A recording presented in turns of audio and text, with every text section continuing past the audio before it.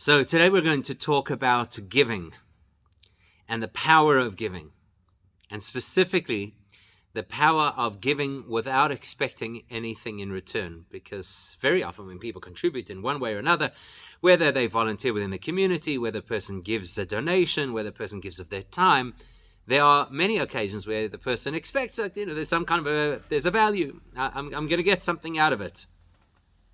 So we're going to look today specifically at the idea of giving with zero expectation of anything in return. And we'll discover that the Torah sees this in an amazing light. That anybody who is able to give to somebody else purely altruistically, and somebody who's able to give to Hashem purely altruistically, is just in another level of experience altogether. So before we do that, let's just talk a little bit about the various forms of giving that we may have. And I'm going to speak specifically about the kinds of giving that the Torah mandates. That's where we'll start. What does the Torah expect us to give? Then we'll look at one specific area of contribution that happens to be in the parasha we're going to read this week. And we'll see that the way the Torah presents it seems to be a bit out of character and a bit strange. That prompts various commentators to comment on it. We're going to go with Rashi's commentary in specific. And from what Rashi teaches us, we're going to learn this amazing insight into the power of giving without expecting anything in return. So when you talk about giving, the average person, the first thing I think that will come to mind for the average person is tzedakah. And tzedakah is a very broad term.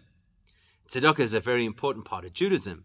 It's considered that one mitzvah that gets to be called the mitzvah. It doesn't need any further details because in a certain respect, tzedakah represents the whole experience and the full spectrum of mitzvahs.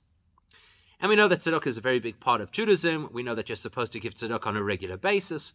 We know that we're supposed to give tzedakah before we daven because, as the verse says, Ani b'tzedek echse panecha, that I will see your face, Hashem, through tzedek. Tzedek, of course, being a variation of the word tzedakah. So when we're charitable to somebody else, it opens the door for us to be able to connect to Hashem. We know that tzedakah is a form of teshuvah, and if a person needs to repair things that they may have done wrong in their past, one of the ways to fix it is through tzedakah. And we know that tzedakah, as the Gemara says, Gedoy lo tzedakah shemekareves es hageula. Tzedakah is especially great because it hastens the coming of Mashiach. So whichever way you look at it, tzedakah is a very big deal. Now, in our minds, what does tzedakah mean? And we're not going to talk about tzedakah to institutions at this particular point. Let's just talk about tzedakah to people. So in our minds, what's tzedakah to people? You know of somebody who's in financial distress, so you give them money. Or you put money into a tzedakah box. Or you set up some kind of a recurring donation on a website, through your credit card, on a debit order, whatever the case is. So in our minds, tzedakah is very much about money. You give money to a person. And maybe beyond that, there are certain organizations that collect clothing, so maybe you give away old clothing, and that's a form of tzedakah. And that's pretty much how we understand it. And the reason for that is because we live in an urban environment. So in our world, that is how tzedakah operates in our world. You give money. That's how we donate. We give money to people. And occasionally we'll get them actual things, like we might deliver a meal to somebody or we might deliver clothing to somebody. But by and large, in our urban environment, tzedakah is about taking assets that we have and sharing those assets with people who have less than us. So the most accessible kind of tzedakah for us is money, because everybody has a certain amount of money, and we have a requirement from the Torah to give some of that money away, so that's what we do. It's difficult for us to imagine what life used to be like in ancient Jewish societies. And the truth is, it's not only in ancient Jewish societies. The truth is that even today, there are still people in the Jewish world who still live, at least business-wise, in terms of their income, they live in a similar way to how it used to be in the old days. The only difference is that we're in an industrialized, technological age. So even if we do the same things today that they used to do then, it's a lot easier for us. So for example, if you have to bake bread today, it's not like you have to go and grind up the kernels of wheat to make flour, and then you start the process of baking the bread. Even if you wanted to bake bread, you go and you get ready-made materials from the shop and you turn it into bread. So if a person today would be a farmer, because that's what we're going to talk about, farming was the mainstay of ancient civilizations. People built their communities around farming. Farmers were the people who provided, obviously, the key products that everybody needed in their lives. Even today, farming is not like it used to be. It's highly mechanized. It's highly automated. So they're combine harvesters and they're different kinds of machinery and production lines to make it a lot easier than it used to be. So in order for us to understand what it is that we're going to learn today, we are going to be talking about farming, and we're going to be talking about the various forms of donation and contribution that the Torah mandates for farmers, which incidentally are still relevant today. Just because we're not farmers doesn't mean these mitzvahs don't apply. They still do apply. Probably only in Israel, according to most commentators, but they do still apply. So it's a significant conversation for us to have, is what are the contributions that a farmer had to make to charity living back in the time of the Beis HaMikdash, where most people were farmers, or living today if you happen to be a farmer. So what do farmers have to do for the poor? Besides everything else, all of us have to give tzedakah. Fine, great. But the farmer had a very interesting list of contributions. In the cycle, remember that the Jewish agricultural cycle is a 7-year cycle. It's very significant. If you're living in Israel at the moment, it's a Shemitah year. You know all about it.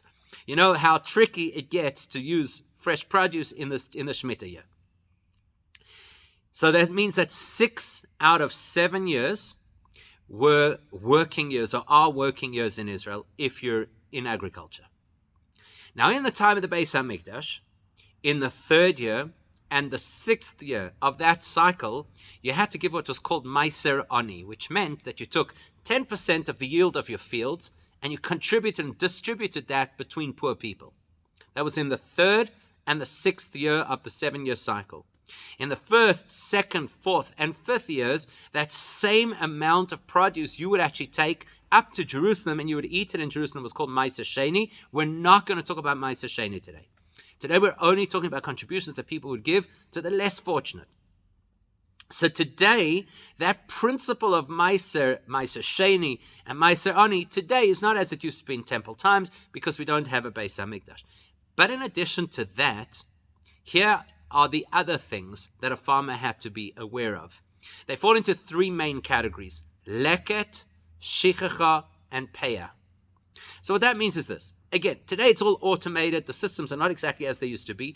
So the chances of leket and shichacha happening today are very slim. Leket means that as you were walking through the field, or your workers were going through the field, and they were picking the sheaves of they were picking the stalks of wheat, and they were binding them together into sheaves. So if 1 or 2 stalks from a particular sheaf fell onto the floor, then you had to leave them there for the poor. And then once you had all the bundles, you'd go right through the field, you'd collect all the stalks, make these bundles, and then you'd go back and you'd collect the bundles. So if you passed a bundle and you forgot to collect it, you had to leave it there for the poor. So those 2 mitzvahs are quite unlikely in today's world because of the machinery that we use. There's probably very little that actually falls to the ground and nothing gets forgotten because it's an automated process. But the one that would still be significant in today's world is called peah. Peah means that a Jewish farmer has to leave a corner, a section on the boundary of the field untouched. He's not allowed to harvest that section. And that section is free for the poor to come and to help themselves. And there's a whole question about how big that portion has to be. As far as the Torah is concerned, not very big. But according to the rabbis, it has to be significant, pretty much 1/60th of the field. Anyhow, the bottom line is that a farmer landed up giving quite a fair amount of different kinds of donations. Meiser Ani twice a year, so that's 10% of the yield. Leket, shichacha, and peah every single time you harvested your field. And then in a vineyard, there's something similar as well. Peret and oilelois, which is a similar kind of concept. There's certain parts of the vine that had to be left for the poor. So think about it now. In the headspace of a farmer, it's not the easiest thing to expect. Farmers worked, put in blood, sweat, and tears, produced this harvest, and now it's got to start giving away. And by the way, we haven't even discussed what happens once you get back to the silo. Because once you get back to the silo with your grain, now you've still got to give Truma and Meiser, which is the contributions to the Kohen and to the Levi. So it's quite a tax on the head of the farmer in Jewish law. Okay, so that's the principle. Now that we have this principle of the different contributions that a person has to make, we're going to have a look at how it is presented in this week's parasha. That's going to raise this question, which is addressed by a whole lot of the commentators. We're going to focus on Rashi's commentary because Rashi is the one who shows us how powerful it is when you give without expectation of anything in return. So this is a conversation about giving, and it's about giving to the poor. But the specifics of leket, shikha, and peah, the odds and ends of a field compared to regular tzedakah, is very, very insightful. Okay. So, like I said, this week's parasha is going to talk about it. It's not the first time that the Torah talks about it. In fact, last week's parasha already spoke about these issues. So straight away, you should actually have that question on your mind. Why would the Torah repeat something after you've just said it in the last week's parasha? You just told me that there are these different sections of the field that have to be left for the poor. Why are you repeating it again in this week's parasha? We're not going to focus too much on that question, although it is relevant just to note that it is that question which will launch Rashi's perspective. So even if we don't get into the details, just be aware of that that's the question that motivates Rashi to give his particular commentary. Okay, so here's how it works. In this week's parasha, amongst other things, the parasha starts off and it tells us about the rules of a kohen and whether a kohen can or can't become impure in certain circumstances, and a kohen who has certain blemishes can't serve, and animals for sacrifices also have to have no blemishes. So it would seem that the theme of the parasha is very much about the kohanim. A little bit later in the parasha, it starts to talk about Yom Tov. And we go in this order. We get laws that are related to Pesach, we get the laws of the Omer, the holiday of Shavuos, and then Rosh Hashanah, Yom Kippur, and Sukkot. And it's for that reason that that part of this week's parasha is classically read on the three major festivals, because it talks about festivals. Now, Yom Tov, I don't know, we've just had a Yom Tov not so long ago, right? Pesach wasn't so long ago, Shavuos is on the horizon, and yes, Yom Tov is a time of dedication to God, and Yom Tov is a time of davening, and it's a time of special mitzvahs. But I think it's also fair to say that Yom Tov is a time for personal enjoyment. It's nice. Yom Tov is nice. You have your family over, you have guests over, you eat a lot of food, as is the Jewish custom. And it's a very uplifting time. And besides anything else, we're told that Yom Tov is supposed to be a time of joy. V'samachta b'chagecha. It's supposed to be a time of joy. And there's different questions about practically how you're supposed to celebrate that joy. The bottom line is you're supposed to have at least a glass of wine over each day of Yom Tov. So I think for many people, that is a great access point to joy. So there's the theme. The theme is about Yom Tov, and of course you associate Yom Tov with certain things. More specifically, when the Torah talks about the Yom Tovs in this week's parasha, it also tells us that each Yom Tov has the particular communal contribution that had to be made. So the various sacrifices that had to be made on behalf of the community of Pesach, Shavuos, Rosh Hashanah, Yom Kippur, and Sukkot. And we also talk about the Omer offering, which of course is relevant to us because we're now counting the Omer. What's the Omer offering? Because that time of the year, Pesach to Shavuos, is the time where all the grain harvests begin. So it's the time of the year where we had to contribute part of our grain harvest to Hashem before we got stuck into harvesting our own fields. So at the beginning of the harvest season, Pesach time, we would do the Omer offering, which was some barley that was brought in the Beis HaMikdash, and that kind of opened the season to be able to start harvesting our fields. And then on Shavuos, we used to bring 2 loaves of bread on behalf of the community in the Beis HaMikdash. And from that time and on, you were allowed to start to have personal benefit from the new harvest. You had to wait until Shavuos and until the bringing of that offering until you could have personal benefit. So because Yom Tov is the time of the year, or at least the Pesach Shavuos Yom Tov is the time of the year that is very much about harvest, it's not surprising that this would be a time we talk again about harvest. So now comes the part that's going to launch our conversation. The Torah tells us about Pesach, and it tells us about the Omer offering, and it tells us about Shavuos. Then it pauses before going on to Rosh Hashanah, Yom Kippur, and Sukkot. It takes a break in the middle of the conversation about Yom Tov, and it says this: Over kutzrechem es ketzir artzechem, when you harvest the grain product of your fields, lo yisechale pa'asadcha liktzor, you may not harvest every part of your field from edge to edge. So that's the mitzvah peah, that you have to leave a corner of the field. Veleket ketzircha lo yiselaket, and you may not collect the individual stalks that fall to the ground. What do you do with those? Le'ani velhager ta'azov oisam, you leave those for the poor and for the converts. So now, this is weird.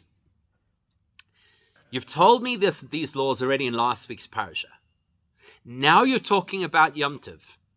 What's the reason that the Torah would insert in the middle of a conversation about Yom Tov a reminder or a review of the fact that you're not allowed to take every last stalk of wheat out of your own field? You have to leave some for the poor because there's something called payah and there's something called leket. It's totally out of context. It's totally out of place. Now, you know how it is. If you see something that is out of place or out of context in life, you need to dafka pay attention to it, because those are usually the really important things. You know, if you're walking in the street and there's a package lying on the side of the road, you have two choices. You could say, oh, there's a package lying on the side of the road. Or you could ask yourself, I wonder why there's a package lying on the side of the road. Now, if you live in Israel and there's a package lying on the side of the road, straight away there's going to be a huge response, because who knows, God forbid, it could be an IED lying on the side of the road. So it's the things that are out of place that are there to catch our attention. So in Torah, if something is, so to speak, out of place, it's dafka. It's to draw our attention. And that's what the Torah is doing over here. Let's talk about Pesach. Let's talk about Shavuos. In between, we'll tell you quickly about the Omer. Then we're going to talk about Payah and Leket, which are agricultural laws, nothing apparently to do with Yom Tov. And then we'll go back to Rosh Hashanah, Yom Kippur, and Sukkot. If that is not designed to catch our attention, then I don't know. You know, then you're just telling me that the Torah is sloppy, God forbid. So it has to be that was there to grab our attention. The question is why? Why is it here? All of the commentators offer different possibilities. So you have, firstly, the opinion of the Even Ezra. Now, this is relevant to us because the Even Ezra is considered one of the commentators who always looks for the simplest explanation, very similar to what Rashi does. So the Even Ezra says, well, we learned it in last week's parasha in abstract. Now we're talking about the time of the year between Pesach and Shavuos on the one hand, and Rosh Hashanah, Yom Kippur, and Sukkot on the other hand. We're talking about the time of the year when harvest actually happens, so it's a reminder. And the Even Ezra basically says in many places in the Torah, that's what we find that the Torah does. It reminds us to do things at the time that they become relevant. There are other commentators as well. We're not going to look at their views now because they're not pshat. They're not simple explanations. There's the Ramban, there's the Barbanel, there's the Or HaChaim, and they give various explanations about how the Torah wanted to manage a particular halachic conundrum that you might have, and wanted to make sure you don't get it wrong. Okay, we're not doing that now. We're going to focus on the simplest explanation. So the Even Ezra's simple explanation is, sometimes the Torah will give us a law and then repeat it again at the time where it becomes relevant, and that's what's happening here. So we learned it in a vacuum last week's parasha that there's something called Leket, Payah, and Shikha, and in this week's parasha, when it's the time of the year, that's when you get reminded. Now we're going to look at what Rashi says, because it's immediately unusual for Rashi to give a more complicated explanation where there is a simpler explanation. Now we've just presented a simple explanation. Even Ezra gives a very plausible, accessible, simple explanation. We need reminders. We're people. We learn things in theory when we're at the shiur, and we need to remember how to do it at the time. Like any rabbi will know this, right? You get up at the end of shul, the rabbi makes an announcement. Okay, so this evening, this is what you have to do because it's Saturday night going into Yom Tov. So the way Kiddush works is as follows. First you say this bracha, then you say that bracha. No sooner does the rabbi finish making the announcement, and three guys put up their hands and they say, Rabbi, how does Kiddush work tonight? Because that's how we are. We're people, right? We forget things. So it's a plausible and practical explanation, as the Even Ezra gives, that it's just because we need a reminder when the mitzvah goes live. Now, Rashi, who always looks for the simplest explanation, you would expect him to say something like that, if not the exact same thing. Now look at what Rashi says. Rashi says, number one, why does the Torah repeat the same information we've already learned in the previous parasha? Number one, to teach us that if a person ignores the responsibilities of Leket, Shikha, and Payah, because the Torah has repeated the law, you now realize that they will get a double transgression for a single action. Normally, a person does one action, they get one transgression. Here, Rashi says, because the Torah repeats it twice in a row, therefore, if a person harvests the entire field or picks up every last stalk, it's a double Aveira. Then Rashi says the following. And why did the Torah choose to insert these laws in the middle of the laws of Yom Tov, with Pesach and Shavuos on the one side, and Rosh Hashanah, Yom Kippur, and Sukkot on the other side? Why did the Torah do that?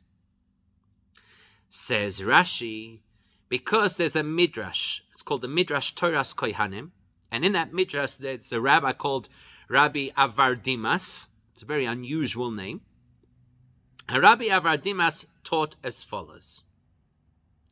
The Torah stuck the laws of Leket Shichem Peah, the agricultural donations to the poor, in the middle of the laws of Yom Tov to teach you that any person who gives those parts of the field away to the poor, says Rashi, in the name of Rabbi Avardimas, they are considered as if they had built the Beis HaMikdash, the temple, and brought sacrifices in the Beis HaMikdash.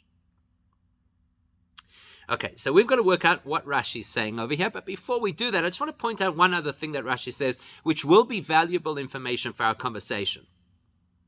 Remember, the Torah said, that when you harvest, don't take every bit of the field, but leave the corner, and don't pick up the stalks that have fallen. Le'ani velager ta'azoiv oisom. Leave them for the poor, leave them for the convert. Rashi comments on that statement. He says, what does it mean, leave it for the poor and leave it for the convert?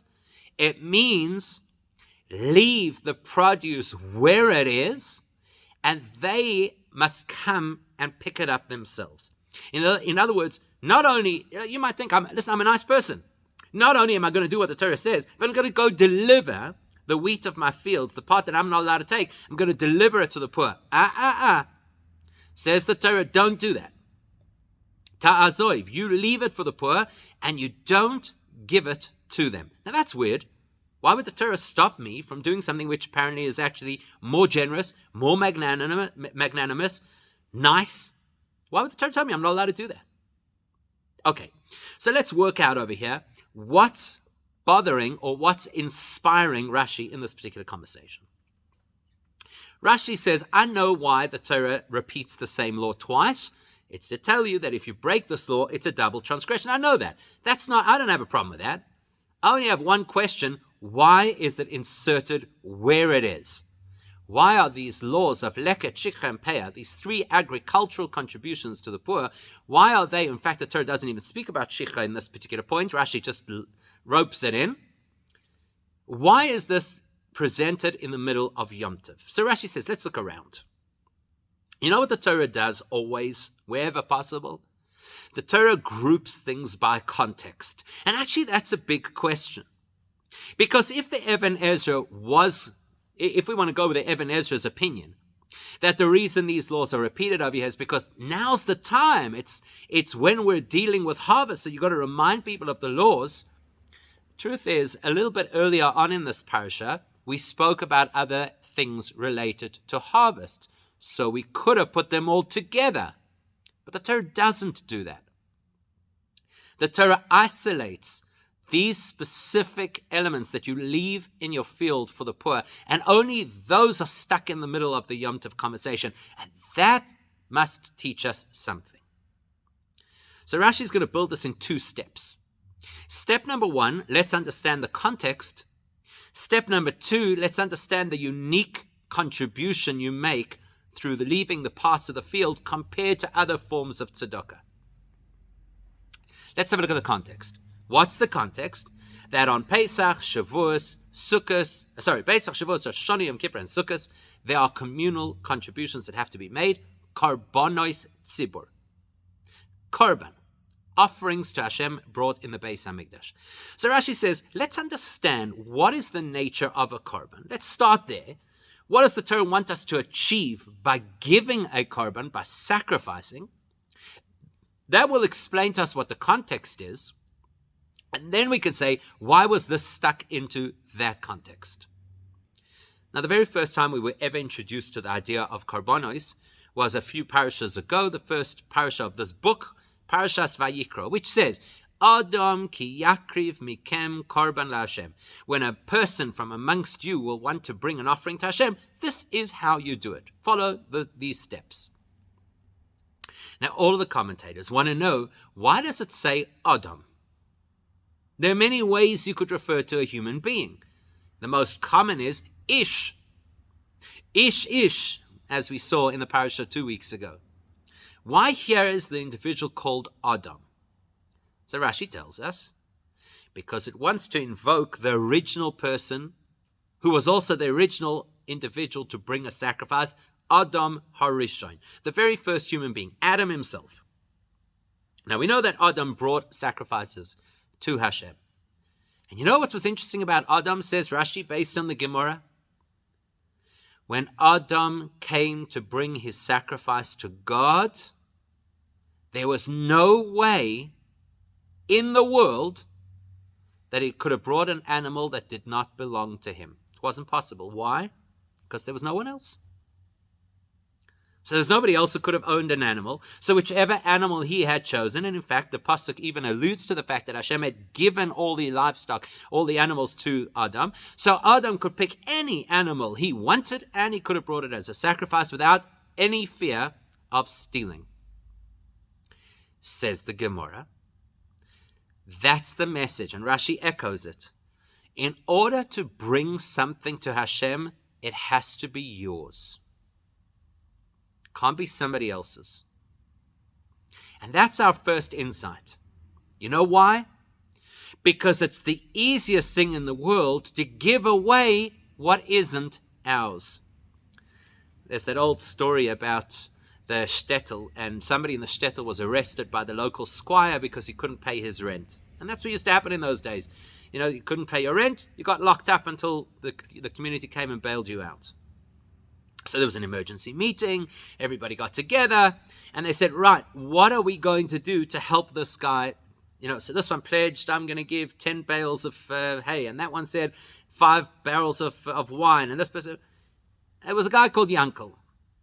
And Yankel gets up and he says, I'm going to pledge 1 chicken. Everybody looked at him, people are giving huge amounts of pledges of it, 1 chicken. So the rabbi of the shtetl turned around and he said, Yankel, you are the greatest tzaddik in the room. Everybody was, what are you talking about? He's giving a chicken. The rabbi turned to them and he said, you know why? Because Yankel has a chicken. Everybody else, you're pledging barrels of wine or whatever. It's all theoretical. Nobody has barrels of wine. There wasn't a wealthy community. He has a chicken. He's willing to give a chicken. So that's the message that Rashi sees over here. What is a korban? What does it mean to donate something to Hashem? The chap of donating to Hashem is that it's yours. You have it. And it's not easy to give away what you have. That's the spiritual journey of a korban. It's not just some kind of hocus pocus. You're going to take an animal, you're going to put it on an altar, you're going to say an incantation, and it's somehow going to have some spiritual effect. No, you're going to put your hand in your pocket and pay for that animal. Or you're going to select an animal out of your livestock, which is not easy to do, and you're going to give it away. That's the beauty of a korban. The willingness to give our things to Hashem. Or to put it slightly differently, tzedakah. How does tzedakah work? Why is tzedakah so powerful, so beautiful? Yes, of course, for the recipient, it's a very big deal, because without it, the recipient wouldn't be able to survive. So obviously, for the recipient, tzedakah is a huge mitzvah. Why is it such a big mitzvah for the giver? Same principle. Because here a person has money. Money is what we call chaye nafshoy. It's the wherewithal of a person's own life. They could have used that money to put food on their own table. They could have used that money to buy another pair of shoes. They could have used that money to do something that they enjoy, which is part of chaye nafsho. It's part of my life. And instead, that person chose to prioritize somebody else and give that money to them. That's a big deal. Therefore, any time that a person contributes, whether it's to Hashem's purpose, like the korban, or in a modern context, to any holy organization, a shul, a yeshiva, a school, a mikveh, etc., or any time that a person gives tzedakah to somebody who's in need, what that individual has done is the spiritual, difficult work of prioritizing what Hashem wants over what I want. And that's a big thing. So Rashi says that's the context. That's what the Torah was talking about. It's talking about which korban is for Pesach, which korban is for Shavuos, which korban is for Yom Kippur, etc. The fact that now in the middle of that conversation, the Torah is talking about leaving the corner of the field for the poor, or leaving the stalks that have fallen for the poor, that tells you that the theme of giving to the poor is like the theme of bringing a korban, the value of being willing to give away what could have been used for me. And there's an equation here. Give it away to Hashem, give it away to the poor. It's the same thing in Hashem's eyes. So let's say, for example, today when we don't have the Beis HaMikdash at this time, so by giving away to those who are less fortunate than ourselves, that is the closest we'll get to a korban. Because we're taking chayei nafshoy, that which I could have had for myself, and I'm giving it to somebody else. So far, so good. We get the context. We get the picture. But we're Jewish. We don't just take things because, oh, yay, we've got a nice connection between two ideas. So therefore it makes sense. We drill down and we analyze. And we're going to ask ourselves this question, which is the second point of what Rashi is going to show us. When it comes to giving, let's leave the korban for a moment and let's focus on giving to the poor. Because as we said right at the beginning, there are many ways that we could give to the poor. There's classic tzedakah. There's giving food. There's giving clothing. There's Meiser, the 10% of earnings, which we're supposed to give away. And there's a whole debate whether that equates to tzedakah or if tzedakah is over and above that. We have the concept of Meiser Ani. In those days, we used to go in the 3rd and the 6th year and you gave 10% of your harvest to the poor. There's the concepts we're talking about now, Leket, Shichem, Peah, the elements of what falls or is left behind or has to be left behind in the field in order for the poor people to take. Not all tzedakah is necessarily equal. Because when it comes to tzedakah, you have to ask yourself, what is the focus? Is the focus that a person takes an asset that is theirs and gives it away? Now, there's no question about it. To take an asset that is ours and to give it away is a big deal. No question about that. And so therefore that's a great spiritual step. And it moves a person not only while they're doing the act, but beyond the act as well. And by the way, that's why giving tzedakah actually modifies a person holistically. That's one of the reasons why we're supposed to give tzedakah every single day, because it modifies who we are. So it's not only about the quantity that we're giving, it's about the fact that we're giving. So the action of taking from ourselves and giving away is very powerful. You know, people often ask this question, is it acceptable halachically to set up a recurring series of donations online that give tzedakah? Now, is it? Of course, no question about it. Ask the person on the receiving end, and I promise you, they don't mind if it comes automatically or if you did it manually. As long as the money is in the account, they're happy. But there is an argument to say that the downside of having a recurring donation that goes off in the background online and you don't feel it is it doesn't do the character development of tzedakah. So one side of giving tzedakah is the fact that a person takes their asset and gives it away. Now, I think anybody will acknowledge that as much as that's very meaningful and very powerful and it's personality modifying, there is also a little bit of personal satisfaction in that process. It is heartwarming when a person can give something to somebody else and you can see that it's been meaningful, that they've appreciated it, that it actually made a difference in their life. There's that sense of, self-satisfaction. So then there's the other side of tzedakah, which is not so much about me taking my whatever it is, my asset, and giving it. The other side of the tzedakah is very much about the fact that something was presented to the poor person. So, for example, the Rambam, when he does his hierarchy of giving tzedakah, one of the highest ways to give tzedakah is where you give and you don't know who's receiving. So that immediately removes that sense of satisfaction because there's always this mystery to it. So I don't know, did it go to a worthy cause? Did the person really appreciate it? Was it at the right time? Was it one of these things that really saved them? I don't know, because the recipient is completely anonymous. So there are two sides to giving tzedakah. The part that it's hard to put my hand in my pocket and hand over something I worked for, and the part that when it gets to the other person, it's about getting to them without so much focus on who was the one giving. So now let's look at regular tzedakah. In order for a person to give tzedakah, ordinary tzedakah, cash, all the person needs is cash. Which means, what happens if a person inherited a huge sum of money? Now, it's not necessarily easy to give tzedakah off an inheritance. Yet at the same time, when the person does give tzedakah from an inheritance, they don't feel like their personal investment is being shared with somebody else. It's not. It's my windfall is being shared with somebody else. The person wins the lottery. They might give huge amounts of tzedakah. And at the same time, they don't feel that same kvetch in their stomach, like, oh, I worked so hard and now. But when a person works in the field, working in the field in those days, when they didn't have the automation that we have today, was literal sweat equity. They worked, they schwitzed in the sun, they had the anxiety of, is the rain going to come at the right time? Will there, God forbid, be pests this year? Then they had to work physically to harvest the food. There was a sense of a tremendous investment of self in the process.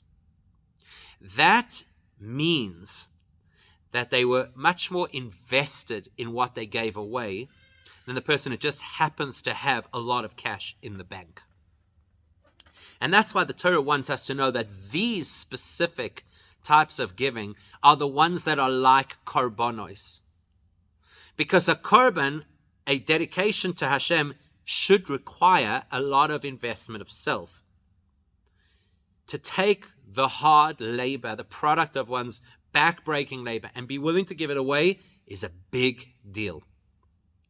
If you're giving something that you've worked so hard for, the least you want is a little bit of recognition. Now here's the interesting thing. Meiser Ani, the 10% in the 3rd and the 6th year, the 10% of a person's harvest that they had to give to the poor, the halacha is they could choose who to give it to. Not only that, but there's actually a mitzvah to prioritize those who are closest to us. So we first give tzedakah to members of our own family who are in need. And then we could choose to give it to members of our own community. And only after that do we start to distribute to the broader public. And the halacha is that one is allowed to choose a recipient for one's meiser ani, for the tithe that goes to the poor people. One could choose a recipient who will give us something in return. It's called toivas hanoah. I can get some personal benefit out of giving it. So let's say, for argument's sake, there's somebody who's a Torah scholar, who's a brilliant person, and they don't really have a lot of time for everybody. So I've got money. I'm allowed to give my meiser to that individual in the hope that way they'll give me more attention, and when I want to be able to learn with them, they'll be available. That is permissible. That means that from that perspective, it's on the one hand very much about what I am giving more than it is about who is receiving, because I'm choosing who's going to receive. When it comes to leket, shecha, and peah, Rashi tells us, ta'azoiv. The verse says, leave it for the poor. You know what leave it for the poor means? Hanach lohem. You're not allowed to go out and distribute. You're not allowed to pick who the recipients will be. It has to be completely random. The requirement of that law is that your field is open to the public. It could be the person who you absolutely despise who rocks up and takes all of that peah. There's nothing you could do about it. Because that is the ultimate state of giving. Something I've invested so much in, that I've worked so hard to achieve. And I probably could think, why don't they also work? Why don't they also plant their own little subsistence farm? Why are they coming to me? I could have all these different issues in my head, but I'm not allowed to. The Torah says I have to completely step back, and it's out of my hands completely. The recipient is completely not of my choosing. Says Rashi, if a person can do that, if a person can reach a point where their dedication to give to others is absolutely selfless, absolutely altruistic, and it's selfless and altruistic on two levels. Number one, because to get to the point of being able to give means I had to slave away, so it took a tremendous investment on my part. And on the second side of it, the recipient I have zero control over. Now that flies in the face of human psychology. The average human being wants to be able to say, if I worked hard, I get to choose who I contribute to. Here we've got a scenario where a person reaches the point of absolute submission to Hashem. It has nothing to do with me. In spite of the fact that I produced this success, in spite of the fact that I worked so hard, in spite of the fact that I like this person and I don't necessarily like that person, it's all irrelevant, because this is the moment of absolute dedication to Hashem, to give with zero expectation of anything in return. Even though I am justified to expect, if nothing else, expect to at least have the autonomy to decide who I'm giving to.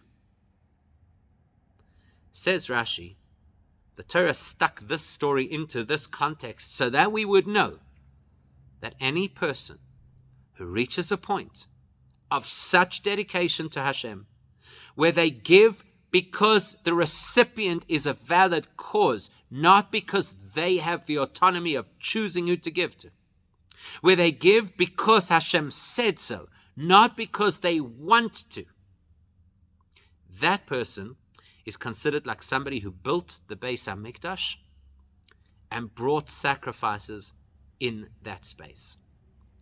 Because if a person brings a sacrifice, that could very well be for personal interest.